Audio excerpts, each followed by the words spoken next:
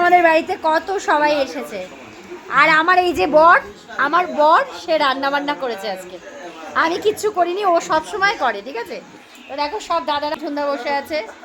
এই যে আমাদের কর্তা মশাই, এই যে, হ্যাঁ হ্যাঁ হ্যাঁ, চলো দেখো দেখো এ ঘরে গাইজ, এগুলো হচ্ছে কুচ্চে বাচ্চাদের। ঠিক আছে, তো আমরা একটুখানি সন্ধ্যের সময় সবাই মিলে একটুখানি ভাবলাম যে আনন্দ করি, তো অবশ্যই এরপর কি করছি তোমাদের সাথে শেয়ার করবো। এই তোমরা কি দিয়ে খাচ্ছ গো?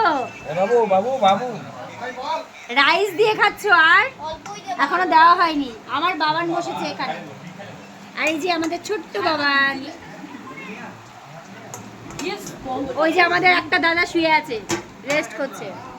এই যে আমরা সবাই, আমার কর্তা মশাই দিচ্ছে, এই ঘরে রান্না করেছে আজকে। এই পুচকুগুলো খাবে। বাবান চিকেন আছে, বাবান এই বাবান চিকেন আছে। এই বাবান কি দিয়ে খাচ্ছ? চিকেন, চিকেন আর ফ্রাইড রাইস, লেগ পিস দিয়ে খাচ্ছে, লেগ পিস দিয়ে। সমু ভাই কি দিয়ে খাচ্ছ বলো? এই হচ্ছে ভাইয়ের খাওয়া, আমি এটাই দেখতে চেয়েছিলাম, সেই লেভেলের খাওয়া। সবথেকে ইয়ে খাওয়া আমার ছেলে, ডাল দিয়ে ফ্রাইড রাইস। চিকেন খাচ্ছি আর ফ্রাইড রাইস, সত্যি জাস্ট অসাধারণ। আমার হাজবেন্ড করেছে, আমরা সবাই খাচ্ছি, খুব আনন্দ হচ্ছে।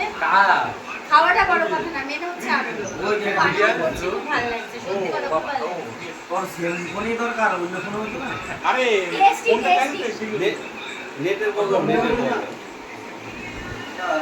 বলে সেলফোনই বুঝলি তো, নেটের প্রবলেম।